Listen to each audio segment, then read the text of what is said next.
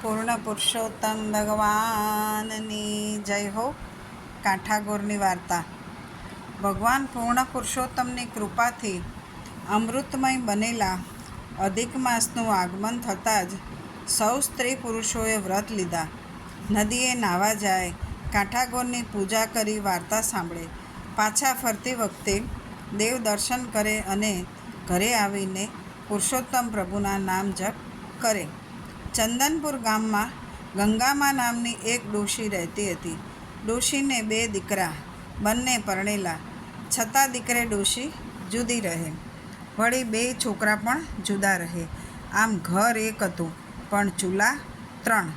કોઈ પ્રસંગ હોય, વાર તહેવાર હોય ત્યારે સૌ સાથે મળીને રમે જમે. ડોશી ધર્મ કર્મમાં માનનારી, વ્રત ઉપવાસ કરે, એકટાણા કરે, નિત્ય દેવ દર્શને જાય. અધિક માસ આવ્યો એટલે ગંગામાએ તો વ્રત આદર્યા, સાથે નાની વહુએ પણ વ્રત લીધા. સાસુ વહુ એકટાણા કરે, નદીએ નાહવા જાય, કાંઠાગોરનું પૂજન કરે, વાર્તા સાંભળે અને પછી બપોરે પાછા મંદિરે જઈને કથા સાંભળે. સાસુ વહુને આવા ધર્મ કર્મ કરતા જોઈ મોટી વહુ તો મોં મચકોડે.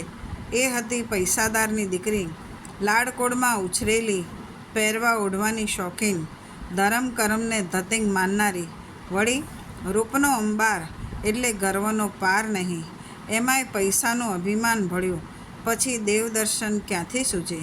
નાની વહુ ગરીબ મા બાપની દીકરી હતી, ગળથુથીમાં જ ધર્મના સંસ્કાર મળેલા, વળી જેટલી ભોળી એટલી કયાગરી, પારકાના દુઃખે દુઃખી થનારી. રોજ નદીએ નાહવા જાય ત્યારે તેને જેઠાણી યાદ આવે. એને એમ થાય કે જેઠાણી પણ આ વ્રત કરે તો કેટલું સારું, એમને પણ ફળ મળે. એક દિવસની વાત છે. ભોળી દેરાણી ગઈ અભિમાની જેઠાણીના ઘરે અને ભોળા ભાવે કહેવા લાગી, ભાભી રે ભાભી, પવિત્ર પુરુષોત્તમ માસ ચાલે છે, માટે ચાલો ને અમારી સાથે નદીએ નાહવા. ત્યાં કાંઠાગોરનું પૂજન કરીશું, અનેક ગણું ફળ આપનાર પૂર્ણ પુરુષોત્તમની વાર્તા સાંભળીશું. એ શોક તાપને હરનાર છે અને સુખ શાંતિ દેનાર છે. પછી દેવ દર્શને જઈ કથા વાર્તા સાંભળીને પરલોકમાં લઈ જવાના પુણ્યના બાથા બાંધીશું. આ સાંભળી જેઠાણી તો મોં મચકોડીને કહેવા લાગી, જા બાઈ જા, હું કંઈ તારા જેવી વેવલી નથી કે નવરીએ નથી. સાસુ વહુ કરે રાખો ધર્મ અને બાંધો પુણ્યના પોટલા. નદીએ નાહવા જાઓ છો કે પારકાની નિંદા કરવા જાઓ છો એ હું બધું જ જાણું છું. કાંઠાગોર એના ઘેર અને હું મારા ઘેર. બાઈ, મારે તો ઘડીની નવરાશ નથી. મારે તો ધણી પેઢીએથી આવે, પુત્ર નિશાળેથી આવે, દીકરી સાસરેથી આવે, વહુ પિયરથી આવે. મારે તો સગાએ ઝાઝા અને વાલાએ ઝાઝા. મારે તો 32 ભોજન બનાવવાના અને 33 શાક રાંધવાના. મારે તો બાઈ કપાળે ટીકો, કાંખમાં કિક્કો, ઝૂલતું પારણું ને ઘમ્મર વલોણું, ખદબત્તી ખીચડી ને સુવાવડી દીકરી. બાઈ રે બાઈ, તમ તારે કરો વ્રત અને મરો ભૂખ્યા. અભિમાની જેઠાણીના આવા વચનો સાંભળી ભોળી દેરાણીને ઘણું દુઃખ થયું. પૂર્ણ પુરુષોત્તમનું અપમાન એનાથી સહન ન થયું. એની આંખમાં જળજળી આવી ગયા. દેરાણી તો ઓટલે બેસીને માળા ફેરવતા સાસુની પાસે ગઈ અને બધી વાત કરી. ત્યારે સાસુમાં બોલ્યા, કરે એ ભરે ને વાવે એ લણે. પ્રભુ જ માણસને સુખ આપે છે અને સુખ આપ્યા પછી પ્રભુને જ એ ભૂલી જાય છે. જેણે માનવ દેહ ધારણ કરીને પૂર્ણ પુરુષોત્તમની ભક્તિ ધારણ નથી કરી એનો જન્મારો વ્યર્થ છે. મોટી વહુ સમજે તો સારું, નહીંતર એના ભાગ્ય ફૂટેલા જ છે. કાંઠાગોર રીઝે તો ધન ધાન્યનો પાર ન રહે અને ખીજે તો કોઈ નાય નહીં. આમ દિવસો વીતતા રહ્યા. દેરાણીના દિવસો ધર્મ ધ્યાનમાં જાય અને જેઠાણીના સાંસારિક વાસનામાં. એની પાસે ધર્મ કરવાનો વખત નથી. એ તો સગાવાલાને રીઝવે છે. ભગવાન તો માને એના છે ને. કાંઠાગોર તો રીઝ્યા દેરાણી ઉપર અને ખૂબ સુખ સાહેબી આપી. પછી આવ્યો પૂર્ણ પુરુષોત્તમનું અપમાન કરનારી જેઠાણીનો વારો. કાંઠાગોરનો કોપનો પાર ન રહ્યો. દીધો જેઠાણીને શ્રાપ. પેઢીએથી પતિ ગાયબ થયો. નિશાળે ભણવા ગયેલ દીકરો પાછો ન આવ્યો. દીકરીના સાસરિયા કોપ્યા. સીમના ઢોર સીમમાં રહ્યા. આવો કાળો કેર જોઈ જેઠાણીના શોકનો પાર ન રહ્યો. સુખમાં સોનું અને દુઃખમાં સાંભળે પ્રભુ. એ ન્યાયે જેઠાણીના તો ગાત્ર ઢીલા થઈ ગયા. એ તો રડતી રડતી દેરાણીની પાસે ગઈ અને જઈને કાળા કેરની વાત કરી. દેરાણી સમજી ગઈ કે આ બધો કાંઠાગોરનો પ્રતાપ છે, પણ અભિમાની જેઠાણીને આવું કહેવાય નહીં. કહે એ તો વળી ભારે વડચડું. એટલે એ તો ગઈ જેઠાણીને લઈને છીકણી સૂંઘતા સાસુ પાસે. જેઠાણી તો લાકડીની જેમ સાસુના પગમાં પડી ગઈ. આંસુથી સાસુના ચરણ પખાળવા લાગી અને કહેવા લાગી, માડી રે માડી, મારો તો પતિ ગયો ને પુત્ર ગયો, ઢોર ગયા અને ડાખર ગયા. સવળા નાખું તો અવળા પડે છે, માટે કંઈક મારક ચીંધો. આંગળી ચીંધ્યાનું પુણ્ય થશે. હું તો ગાય જેવી છું, તમે કહેશો તેમ કરીશ. ત્યારે સાસુ એને સમજાવવા લાગ્યા, વહુ, તે જાણે અજાણે પૂર્ણ પુરુષોત્તમ પ્રભુનું અપમાન કર્યું છે. તેથી કાંઠાગોર તારી પર કોપાયમાન થયા છે. તેથી તારું બધું અવળું થયું છે. માટે પુરુષોત્તમ માસનું સ્નાન કર, કાંઠાગોરને રીઝવ, ધર્મ ધ્યાન કર, કાંઠાગોરનું પૂજન કરી એને વિનવણી કર, ભૂલની ક્ષમા માગ. હે વહુ, ધર્મ ન થાય તો ન કરીએ, પણ ધર્મનો અનાદર કદી ન કરીએ. ત્યારે જેઠાણી ગળગળા અવાજે એની સાસુને પૂછવા લાગી, માડી રે માડી, હું તો સાવ આંધળીની અજ્ઞાન છું, ધર્મની વાત જાણતી નથી, અજાણતા અનાદર થયો છે. શું કરું તો કાંઠાગોરી જે? ત્યારે સાસુએ નિવારણ જણાવ્યું. હે વહુ, ખભે લાલ ચંદડી લ્યો, જમણા હાથમાં ગાયના દૂધનો કળશ લ્યો, એક થાળ લ્યો, થાળમાં અબીલ ગુલાલ લ્યો, ધૂપ દીપ લ્યો, શ્રીફળ અને સોપારી લ્યો. વાસતા ગાસ્તા ગાતા ગાતા કાંઠાગોરમાંનું પૂજન કરો. કાંઠાગોરી જે તો અભરે ભરે. જેઠાણી તો વાસ્તે ગાસ્તે કાંઠાગોરનું પૂજન કરવા ચાલી. સાસુએ આશીર્વાદ દીધા. મંગળ ગીતો ગાતા ગાતા જેઠાણી અને દેરાણી તૈયાર થવા આવ્યા. દેરાણી જઈ બોલાવી લાવી પાસ પડોશની સ્ત્રીઓને એને આમંત્રણ આપ્યું. પછી સૌ વાસ્તે ગાસ્તે નદીએ નાવા ગયા. જેઠાણીની આંખમાં આંસુ વહી રહ્યા છે. પશ્ચાતાપની અગ્નિમાં એનું હૃદય કંચન સરીખું થઈ ગયું. પૂર્ણ પુરુષોત્તમનું ધ્યાન ધરી જેઠાણીએ ભાવપૂર્વક સ્નાન કર્યું. પોતાનાથી અજાણપણે થયેલા અપરાધની ક્ષમા માગી અને અંતઃકરણપૂર્વક ખૂબ આજીજી કરી. પૂજન પછી એક ધ્યાને કાંઠાગોરની વાત સાંભળી, ચૂંદડી ચડાવી અને ખોળો પાથરી સર્વના મનોરથ સાકાર કરનાર ગૌરી માને ખૂબ ખૂબ વિનવણી કરી. હેમાં, જગતનો નિયમ છે કે પુત્ર કુપુત્ર થાય, પણ માતા કુમાતા ના થાય. હું તો તમારી બાળ છું. મુજ અંધ અને અજ્ઞાનને ક્ષમાનું દાન આપો. અભિમાનમાં અંધ બનીને મેં તમારી અવગણના કરી છે. હવે મારી આંખ ખુલી ગઈ છે. હે માં, મારા ઉપર દયા કરો, દયા કરો. હવે હું આવી ભૂલ નહીં કરું, ધર્મ ધ્યાન કરીશ.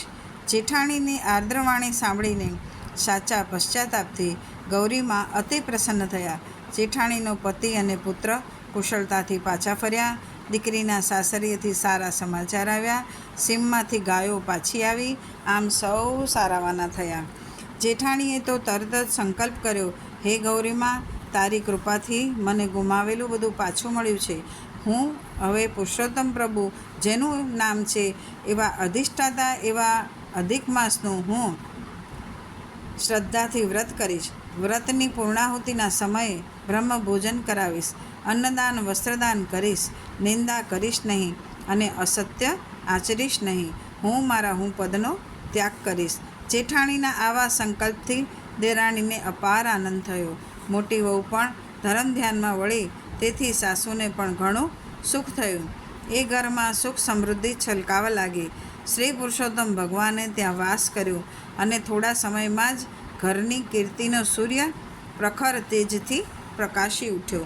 જે કોઈ પૂછે કાંઠાગોરને, પાપ તેના જાય, સુખ સમૃદ્ધિ શાતા મળે, પરલોકે મોક્ષ થાય. હે કાંઠાગોરમાં, પશ્ચાતાપથી શુદ્ધ બનેલી જેઠાણી, તેની દેરાણી તથા તેની સાસુને જેવા ફળ્યા તેવું શ્રદ્ધાથી તમારું વ્રત કરનાર સૌને ફળજો. બોલો પૂર્ણ પુરુષોત્તમ ભગવાનની જય હો. કાંઠાગોરમાંની જય હો. પુરુષોત્તમ ભગવાનનો અધ્યાય 15મો. સુદેવની ઉગ્ર તપશ્ચર્યા.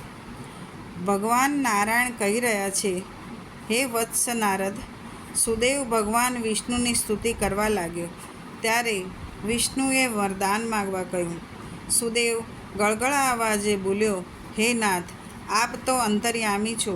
મારું દુઃખ આપનાથી ક્યાં અજાણ્યું છે? કૃપા કરીને મને એક પુત્ર આપી મારું વાંઝ્યાવેણું ટાળો, તો મારો સૂનો સંસાર સુવાસિત બની રહે. આ સાંભળી ભગવાન શ્રી વિષ્ણુ બોલ્યા, હે ભક્ત, સંતાન સુખ તો ભાગ્યને આધીન છે. તારા ભાગ્યમાં સંતાન સુખ નથી. તું 7 જન્મ સુધી વાંઝ્યો રહીશ. વિષ્ણુના આવા શબ્દો સુદેવને ઝેર પાયેલા તીર જેવા લાગ્યા. વજ્રના પ્રહારથી કોમળ વેલ ઢળી પડે એમ સુદેવ મૂર્છા ખાઈને ઢળી પડ્યો.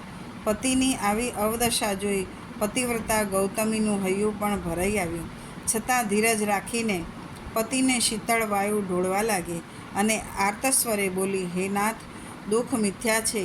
વિધિનો લેખ કોઈ કાળે મિથ્યા થતા નથી. પ્રભુ સેવા જ ઉત્તમ છે.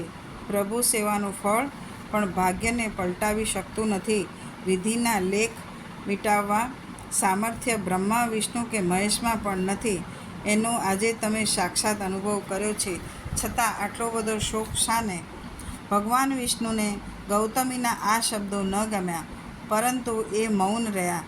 જ્યારે ગરુડથી મૌન ન રહેવાયું. ગરુડજી ઘણા ક્રોધાયમાન થયા. પોતાની સ્વામીની શક્તિનું કોઈ અપમાન કરે એ ગરુડજીથી કેમ સહન થાય? ગરુડજી બંને હાથ જોડીને વિષ્ણુને વિનવણી કરવા લાગ્યા, હે સ્વામી, અપરાધની ક્ષમા કરજો. અવિવેક લાગે તો માફ કરજો. પરંતુ ઉગ્ર તપશ્ચર્યા કરનાર આ બ્રાહ્મણને વરદાન આપ્યા પછી ફરી જવું એ તમને ન શોભે. ત્રિલોકમાં તમારું તેજ ઝંખવાશે. તમે વચન ન પાળો તો શાસ્ત્રો શું કહેશે? મૂંગા હૈયે ઉના ઉના આંસુ સારતી આ પતિવ્રતા નારી અને દુઃખના દરિયામાં ડૂબકા ખાતા આ વિપ્ર ઉપર દયા કરો. આપ તો સર્વશક્તિમાન છો, સમર્થ છો, દયાળુ છો, કરુણાકારી છો, ધર્મના તાત છો. આજ એ બધા સદ્ગુણો કેમ ભૂલી ગયા છો? આ બ્રાહ્મણ દંપતીને તૃપ્ત કરવા એ તો તમારા માટે સાવ સરળ છે. આપેલું વચન જો મિથ્યા જાય તો જગતમાં મેણું રહી જાય. વિષ્ણુનું વરદાન મિથ્યા જશે તો કોણ તમારી ઉપાસના કરશે? કોણ તમારી આરાધના કરશે? વિધાતા તો આપની દાસી છે. એના લેખને આપ ન પલટાવી શકો? પુરુષાર્થ અને પ્રભુ કૃપા આગળ પ્રારબ્ધ પાંગળું છે. એ વાત જગતને સિદ્ધ કરી દેખાડો. યેન કેન પ્રકારેણ આ વિપ્રને પુત્ર આપો. ગરુડના આવા વચનો સાંભળી વિષ્ણુ મંદ મંદ સ્મિત કરતા બોલ્યા, હે ગરુડજી, જો તારી એવી ઈચ્છા હોય તો તું આ વિપ્રને એક પુત્ર આપીને એનું વાંઝ્યાવેણું ટાળ. તું મારું વાહન છે, મારા તને આશીર્વાદ છે. આ સાંભળી અત્યંત પ્રસન્ન થયેલા ગરુડજીએ સુદેવને કહ્યું, હે વિપ્ર, મારા સ્વામીની આજ્ઞાથી હું તને પુત્રનું વરદાન આપું છું અને મારા પોતાના જ અંશથી તારે ત્યાં સુપુત્રનો જન્મ થશે અને તમે પતિ પત્ની બંને સુખી થશો. આવા આશીર્વાદ આપી ગરુડજી પોતાના સ્વામી વિષ્ણુને લઈને વૈકુંઠમાં ગયા. બોલો લક્ષ્મીપતિ વૈકુંઠનાથ શ્રી વિષ્ણુ ભગવાનની જય હો.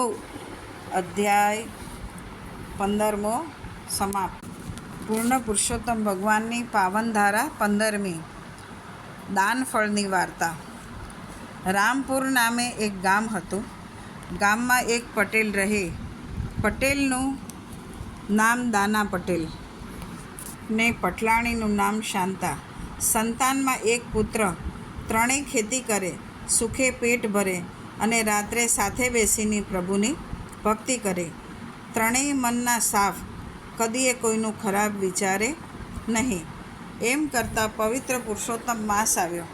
પટેલ પટલાણીએ આજીવન વ્રત કરવાનો સંકલ્પ કર્યો હતો. પણ આ વખતે પટેલ પટલાણી વિચાર કરે છે કે આ વખતે તો ગંગા સ્નાન કરીએ. ગંગા સ્નાનનો મહિમા તો વેદો પણ જાણી શક્યા નથી. પવિત્ર માતા જેવી નદી, એમાંય અમૃત માસમાં ગંગા સ્નાન કરીએ તો અવતાર સફળ થાય. પટેલે તો જોડ્યા 2 ગાડા. 2 ગાડામાં ગરવખરી ભરી. એક ગાડે પટેલ બેઠા અને બીજે ગાડે પટલાણી સાથે પુત્ર બેઠો. ચાલ્યા ગંગા નાવા. પુરુષોત્તમનું સ્મરણ કરતા જાય અને રસ્તો કાપતા જાય. આમ અડધા રસ્તે આવ્યા. રોંઢા વેળા થઈ. બપોર વેળા હતી. કકડીને ભૂખ લાગી હતી. એક ઝાડ નીચે ભાતાનો ડબ્બો ખોલીને ખાવા બેઠા. આ બાજુ ગૌલોકમાં ભગવાન વિચાર કરે છે કે ભક્તિનું પારખું પટેલનું તો લેવું જ જોઈએ. જોઉં તો ખરો મારો ભક્ત કેવોક છે. આમ વિચારીને ભગવાને તો સંન્યાસીનો વેશ ધારણ કર્યો અને આવ્યા પટેલ પાસે. દાના પટેલને એમ કે જંગલમાં રહેતા કોઈ સંત હશે એટલે પટેલ ઉઠીને પગે લાગ્યા, આસન પાથરી દીધું અને કહેવા લાગ્યા, મહારાજ, બપોર થયા છે, તમે ભૂખ્યા થયા હશો, ભોજન કરો. ત્યારે ભગવાન કહેવા લાગ્યા, હે ભક્ત, હું તો નિત્ય ઉપવાસી છું, મને ભૂખ તો લાગતી નથી. પણ હા, તારે મને જો રાજી કરવો હોય તો તારું ગાડું આપ, કારણ કે મારે ગંગા સ્નાન કરવા જવું છે.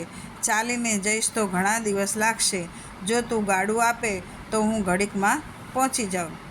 સાધુ માગે અને વિચાર કરવા બેસે તો એ પટેલ શાના? એમણે તો તરત જ ગાડે બેઠેલા હતા એ ગાડાની રાસ પ્રભુના હાથમાં આપી દીધી. ગર્વખરી સાથે જરાય ચિંતા ન કરી. સંન્યાસીના વેશમાં પટેલની કસોટી કરવા આવેલા ભગવાન તો બેસી ગયા ગાડામાં અને ઘડીકમાં ગાડું ક્યાંનું ક્યાંય નીકળી ગયું. પટેલે સંન્યાસીને ગાડું આપી દીધું. એનાથી પટલાણી અને પુત્રને જરા પણ કચવાટ ન થયો. બંને પટેલને આગ્રહ કર્યો કે ગંગામાં હજુ ઘણા દૂર છે, ચાલીને ત્યાં પહોંચાશે નહીં, માટે આ ગાડામાં બેસી જાઓ. પણ પટેલે ના પાડી. એણે કહ્યું કે તમે ગાડું લઈને રવાના થાવ, હું પગે ચાલતો ચાલતો આવું છું. ભગવાનની ઈચ્છા હશે તો તમારાથી પહેલાં પહોંચી જઈશ. પટેલને પ્રભુ પર અપાર શ્રદ્ધા હતી. એ સીધો અને સાદો ભગત એટલું જાણતો હતો કે જેવા કર્મ કરે એવા ફળ મળે. સારા કર્મ કર્યા હોય તો સારા ફળ અવશ્ય ભગવાન આપશે. પટલાણી અને પુત્ર જે ગાડામાં બેઠા હતા એ પણ જોતજોતામાં આગળ નીકળી ગયું. પટેલને એમ કે હમણાં ગાડા ભેળો જ થઈ જઈશ. પટેલ તો ઊંચા અવાજે ભગવાનના ભજન ગાતા જાય અને પગ ઉપાડતા જાય. ધીરે ધીરે જંગલ ગાઢ થયું, માર્ગ ઉજ્જડ થયું. રસ્તામાં કશું મળે નહીં. ન મળે કૂવો કે ન મળે વાવ, ન મળે ફળનું ઝાડ. ત્યાં ઝાડી ઝાંખરામાં પટેલ તો ભૂખ્યા ને તરસ્યા આગળ વધતા રહ્યા. 3 દિવસ વીતી ગયા. પેટમાં એક અન્નનો દાણો પણ પડ્યો નથી. તરસના કારણે ગળે કાચકી બાંધી ગઈ. શરીર થાકથી લોથપોથ થઈ ગયું. આંખે અંધારા આવવા લાગ્યા. ત્યારે પટેલને એક વૃક્ષ નીચે થાક ખાવા માટે બેઠા. ત્યાં જ વૃક્ષ ઉપરથી એક ફળ પડ્યું. ફળ પાકેલું હતું, પીળું ધમરક અને વળી તરબૂચ જેવું મોટું. પટેલ ફળ હાથમાં લઈને વિચાર કરવા લાગ્યા કે જિંદગીમાં આવું વિચિત્ર ફળ કદી જોયું નથી. આવું અજાણ્યું ફળ કેમ કરીને ખાવું? પટેલ તો ફળને સાથે લીધું ને વિચાર કર્યો, રસ્તામાં કોઈ મળશે તો પૂછી લઈશ, ખવાતું હશે તો ખાઈશ. રસ્તામાં બીજું તો કોઈ ન મળ્યું, પણ મહાદેવનું એક જીર્ણ શિવાલય મંદિર આવ્યું. પટેલે વિચાર કરવા લાગ્યા કે લાવ આ મહાદેવને પૂછી જોઉં, જો આ હા પાડે તો ફળ ખાઈશ. પટેલ તો ગયા મંદિરમાં. ભોળા હૃદયે ભોળા મહાદેવને વિનંતી કરવા લાગ્યા. એમ કરતાં કરતાં 3 દિવસ બીજા વીતી ગયા. 6 દિવસના નકોડા ઉપવાસ. આંખમાં આંસુની ધારા વહેવા લાગી. ત્યારે મહાદેવ પ્રગટ થઈને કહેવા લાગ્યા, હે ભોળિયા ભક્ત, પ્રસન્ન થયો છું તારા ઉપર, ઈચ્છા હોય તે માગી લે. પટેલે 2 હાથ જોડીને ગળગળા અવાજે કહેવા લાગ્યા, હે ભોળાનાથ, તમારા દર્શન થયા એટલે મને બધું જ મળી ગયું. હવે આવ્યા છો તો આ અજાણ્યા ફળ વિશે કહેતા જાઓ, ખાતા ડર લાગે છે. 6 દિવસનો ભૂખ્યો છું, તમે હા પાડો તો ખાઉં. ત્યારે મહાદેવજી હસીને કહેવા લાગ્યા, હે ભક્ત, આ અજાણ્યા ફળ વિશે હું પણ કંઈ જાણતો નથી, માટે વૈકુંઠમાં ભગવાન પુરુષોત્તમ પાસે જઈએ. તું એમને પૂછી જોજે, તે હા પાડે તો ફળ ખાજે. પટેલ આ બહાને વૈકુંઠના દર્શન કરાવવાની મહાદેવજીની ઈચ્છા હતી. પટેલ તો મહાદેવજીની આંગળી પકડીને આવ્યા વૈકુંઠમાં. ભગવાન પુરુષોત્તમના દર્શન થતાં જ પટેલની આંખમાંથી હર્ષાશ્રુ વહેવા લાગ્યા. લાકડીની જેમ પ્રભુના પગમાં પડી ગયા અને પૂછવા લાગ્યા, હે નાથ, 6 દિવસનો ભૂખ્યો છું, જો તમે હા પાડો તો આ ફળ ખાઉં. ભગવાન તો પટેલના ભોળપણ પર હસી પડ્યા અને કહેવા લાગ્યા, હે ભક્ત, આ દાન ફળ મહાપુણ્યશાળીને જ ફળ મળે છે. તું તારે નિરાતે ખા, તારે બારે કોઠે દીવા થશે. પટેલ તો રાજી રાજી થઈ ગયા. ફળ ખાધું ત્યાં જ એક ચમત્કાર થયો. પોતે સંન્યાસી અને ઘર વખરેલું ભરેલું ગાડું જે આપ્યું હતું એ ગાડું ત્યાં જ પડેલું હતું. બાજુમાં બીજું એક ખેડૂ ગાડું ઊભું હતું. એમાં પટલાણી અને પુત્ર બેઠેલા હતા. ભોળા પટેલ તો ચકિત થઈ ગયા. ભગવાનને પૂછવા લાગ્યા, પ્રભુ, આ બંને ગાડા અહીંયા ક્યાંથી આવ્યા? અત્યારે ભગવાન પુરુષોત્તમ કહેવા લાગ્યા, હે ભોળા ભક્ત, જીવ માત્રને કર્મ એવું ફળ મળે છે, કરણી એવી ઉતરણી. તે જરાય ખચકાટ વગર સંન્યાસીને ગાડું આપી દીધું. તેના પુણ્ય ફળે તને વૈકુંઠના દર્શન થયા. તારી પત્ની અને પુત્રે ઘણા જ દયાળુ ભાવે પોતાના ગાડામાં બેસવાનો આગ્રહ કર્યો, તેથી એમને પણ વૈકુંઠ દર્શનનો લાભ મળ્યો. અને હે ભક્ત, હવે તારે વૈકુંઠમાં જ રહેવું છે કે પછી પૃથ્વી ઉપર જવાની ઈચ્છા છે? ત્યારે પટેલ બોલ્યા, હે નાથ, હવે તો જ્યાં તમે ત્યાં જ હું. પટલાણી અને પુત્ર સહિત હું તો વૈકુંઠમાં જ રહીશ. પ્રભુ, પવિત્ર પુરુષોત્તમ માસમાં ગંગા સ્નાન કરવાની ભાવનાથી નીકળ્યો હતો અને આવું ફળ મળ્યું, તો ગંગા સ્નાન કરનારને કેવું ફળ મળતું હશે તે કૃપા કરી અને મને કહો. ત્યારે પુરુષોત્તમ પ્રભુ બોલ્યા, હે ભક્ત, પુરુષોત્તમ માસમાં ગંગા સ્નાન કરનાર 184માંથી મુક્ત થાય છે. અમૃત માસે સ્નાન દાન કરે જે દાન, વૈકુંઠે સદેહ ભોગવે રહે સાથ ભગવાન. હે પુરુષોત્તમ પ્રભુ, તમે જેવા દાના પટેલને ફળ્યા તેવું તમારું વ્રત કરનાર, પવિત્ર કથા વાંચનાર, સાંભળનાર સર્વને ફળજો. પૂર્ણ પુરુષોત્તમ ભગવાનની જય હો. લક્ષ્મીનારાયણની જય હો. કૃષ્ણ કનૈયા લાલની જય હો. કુળદેવી માતની જય. ઓમ નમઃ પાર્વતી પતયે. હર હર મહાદેવ હર. રાધે રાધે.